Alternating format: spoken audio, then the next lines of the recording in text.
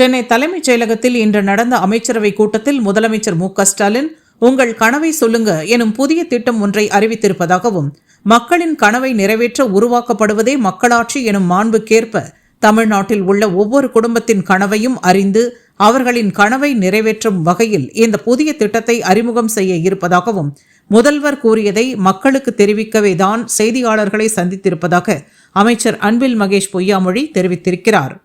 பொதுவாக ஒரு cabinet meeting முடிஞ்சு வந்தோம்னா நம்ம ப்ரெஸ்ஸை பார்க்கறது வழக்கம் கிடையாது. ஏன்னா அது தமிழ்நாட்டு முதலமைச்சருடைய தலைமையில் நடைபெறுகின்ற ஒரு கேபினெட் மீட்டிங்.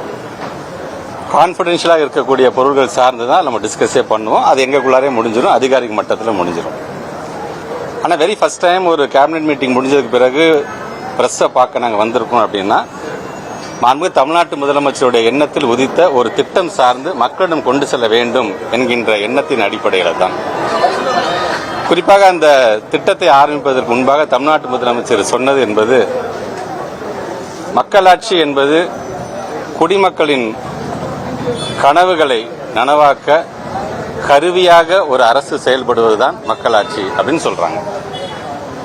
சரி, என்ன திட்டம் முதலமைச்சர் சொல்ல போகிறார் என்று நாங்களாம் பார்த்த பொழுது, இன்னைக்கு தொடர்ந்து ஒரு 4.5 வருஷமா நம்ம இன்னைக்கு ஆட்சி பொறுப்பில் நம்ம இருக்கோம்.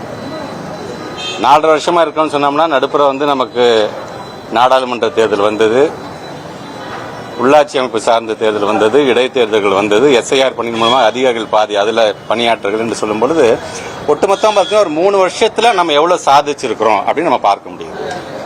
2021 ஒரு ஆட்சி மாற்றம் ஏற்பட்ட பிறகு கொரோனா தொற்றிலிருந்து நம்மளை மீள்வதற்கே, ஒரு பள்ளிக்கல்வித்துறை அமைச்சராக மீள்வதற்கு எத்தனை ஆண்டுகள், எத்தனை மாதங்கள் ஆனது என்பதெல்லாம் பத்திரிகை துறை, ஊடகத்துறை சார்ந்த நண்பர்கள் நீங்க உணர்வீர்கள்.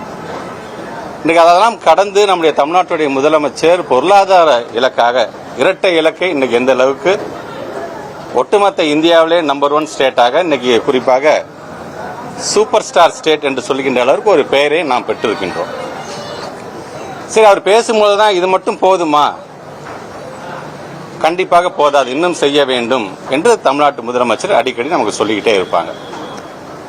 அதன் அடிப்படையில் தான் பல நிதி நெருக்கடி இருந்தாலும் பல்வேறு திட்டங்கள் சார்ந்து, நீங்க ஒரே ஒரு பஸ்ஸை மட்டும் எடுத்துக்கோங்களேன், அதே திட்டத்தினுடைய ஒரு டிராவலாவே நீங்க பார்க்கலாம். விடியல் பயணத்தின் மூலமாக அந்த பஸ்ல பயணம் செய்யக்கூடிய ஒரு இளைய சமுதாயம்.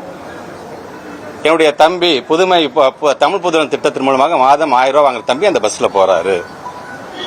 புதுமை பெண் திட்டத்தின் மூலமாக என்னுடைய தங்கை அந்த பஸ்ல மாதம் 1000 ரூபாய் பெறுகின்ற அந்த தங்கை அதில் பயணம் செய்கிறார்கள்.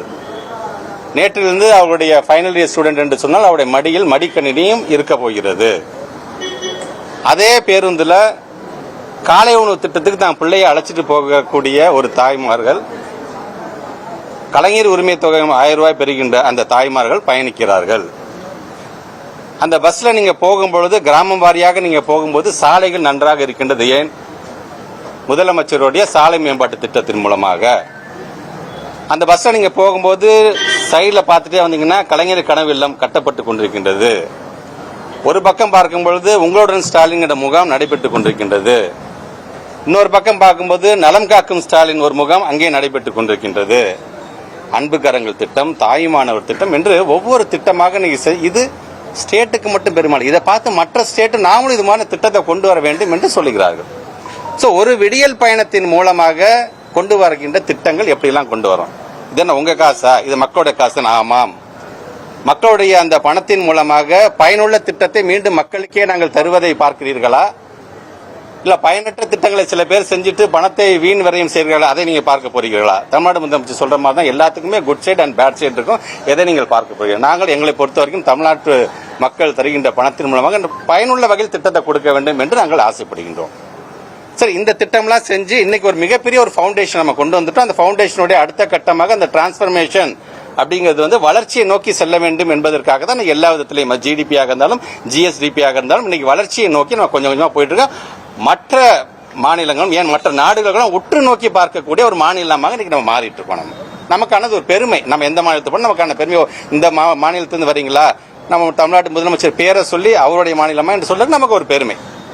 சரி, அடுத்த கட்டம் என்ன செய்யலாம்? இதுவரைக்கும் எந்த ஒரு அரசாங்கமும் அன்பிரசிடென்ட்ங்கிறவங்க இதுவரைக்கும் யாரும் செய்யாத ஒரு வரலாற்று நிகழ்வாக நம்முடைய தமிழ்நாட்டு முதலமைச்சர் இன்னைக்கு சொன்னது, உங்க கனவை சொல்லுங்க. நம்மளுடைய மாண்புமிகு தமிழ்நாட்டு முதலமைச்சர் MKS இந்த நாட்டுக்கு கொடுக்கக்கூடிய UKS திட்டமாக இதை நீங்க பார்க்கணும். உங்க கனவை சொல்லுங்க. சரி, இந்த உங்க கனவை சொல்லுங்கன்னா என்ன சார் அது? அதான் பல முகாம்கள் நீங்க நடத்துறீங்க, முகாம் மூலமாக கோரிக்கையை நீங்க வாங்குறீங்க, அது ஒரு பக்கம் நீங்க செஞ்சுட்டு இருக்கீங்க. அப்ப முதலமைச்சர் செல்லுக்கு நம்ம தனியா கொடுக்குறோம், முதலமைச்சர் முகவரி திட்டம்னு வருது. இது என்ன சார் புதுமையான உங்கள் கனவை சொல்லுங்க? இந்த உங்கள் கனவை சொல்லுங்க அப்படிங்கிறது ஒவ்வொரு குடும்பம் சார்ந்து ஒரு கனவுகள் இருக்கும்.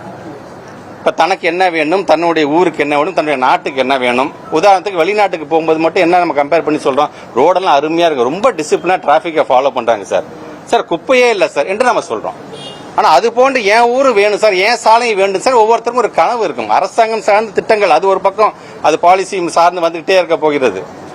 இது சார்ந்து என்னுடைய மாநிலம் எப்படி இருக்க வேண்டும் என்று ஆசைப்படுங்க. உங்க கனவை சொல்லுங்கிறது ஒரு ஃபேமிலி சார்ந்து ஒரு ரீச் வந்து ஒரு தமிழ்நாட்டுடைய முதலமைச்சர் இதை நம்ம செய்ய வேண்டும், கேட்டிட வேண்டும் என்று ஆசை. கிட்டத்தட்ட 1,91,00,000 குடும்பங்கள் இருக்கின்றது. கிட்டத்தட்ட ஹாபிட்டன்ட் பார்த்து குடியிருப்புகள் மட்டும் பார்த்தீங்கன்னா 24,000 குடியிருப்புகள் இருக்கின்றது. ஸோ இந்த உங்க கனவை சொல்லுங்க திட்டத்தின் ஒரு குடும்பத்துடைய கனவாக என்ன இருக்கிறது என்பதை நாங்கள் தெரிந்து கொள்ள வேண்டும் என்று நாங்கள் ஆசைப்படுகின்றோம். சரி, பல முகாம்கள் போட்டாச்சு, பலவித கோரிக்கைகள் நம்ம தீர்த்துட்டே வந்துட்டு இருக்கோம் என்று சொல்லும் பொழுது இதுக்கென்று தனியாக ஒரு 50,000 வாலண்டியர்ஸ் வந்து நாங்கள் வந்து ட்ரெயின் பண்ணி வச்சுட்டு இப்போ அந்த வாலண்டியர்ஸ்க்குன்னு ஒரு சில ஃபார்ம்ஸ் நம்ம வச்சிருக்கோம். நாங்கள் அந்த ஃபார்ம் எடுத்துட்டு போய் அந்த வீட்டுக்கு ஒவ்வொருத்தரும் போய் அந்த வாலண்டியர்ஸ் அவங்கள்ட்ட சொல்லும்போது, அம்மா உங்களுடைய பெயர், அவங்க சார்ந்திருக்க டீட்டெயில்ஸ் நம்ம வாங்கிக்கிறோம். கிட்டத்தட்ட ஒரு 10 வகையான திட்டங்களில் நீங்க எதெல்லாம் பயன்பெறுகிறீர்கள் என்று நாங்கள் கேட்க போறோம். அது மட்டும் இல்லாமல் ஒரு 3 கனவுகள் இதெல்லாம் இருந்தா நல்லா இருக்கும், நீங்க எதை நினைக்கிறீங்க, முத்தாய்ப்பான ஃபர்ஸ்ட் தெரிய சொல்லுங்க அப்படின்னா அவங்க அதை டிக் பண்ண வேண்டும் என்று நாங்கள் சொல்றோம். நாங்கள் ஸோ இந்த ஃபாலோ முடிஞ்சதுக்கு பிறகு 2 நாட்களுக்கு பிறகு நாங்கள் மீண்டும் அவங்கள அதே குடும்பத்துக்கு போய், அம்மா அந்த ஃபார்மை ஃபில்அப் பண்ணிட்டீங்களாமா நாங்கள் கேட்குறோம். ஃபில்அப் பண்ணி அவங்களோட ஆதார் நம்பர், அவங்களோட கையெழுத்துலாம் போட்டு முடிந்ததுக்கு பிறகு நாங்கள் கொண்டு செல்லுகின்ற செயலியின் மூலமாக அது முழுமையாக பதிவு செய்ததுக்கு பிறகு ஒரு நம்பர் ஜென்ரேட் ஆகுது. Each and every family will have a unique code, unique ID இருக்கும். அந்த யூனிக் ஐடி ஜென்ரேட் ஆனோம்னா இது போன்ற கனவு அட்டை மூலமாக அந்த நம்பரை நாங்கள் ஃபில்அப் பண்ணி இந்த அட்டையை அவங்க கையில் நாங்கள் கொடுத்துருவோம். நாங்கள் சார் முழுமையாக அதை வாங்கிய இது ஒரு கட்டமாக இது நடக்குது. அதன் பிறகு பார்த்தீங்கன்னா அதே குடும்பத்தில் ஒரு இளைஞன் இருப்பார்.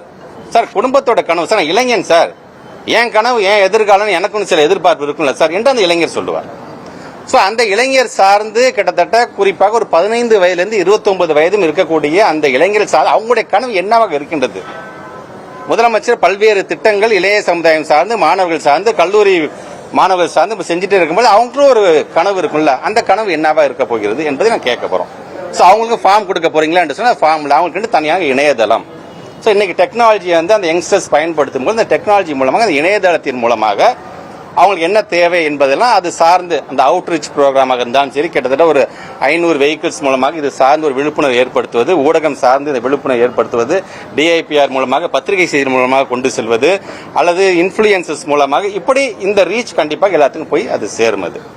ஸோ இதை நாங்கள் செய்யறோம்.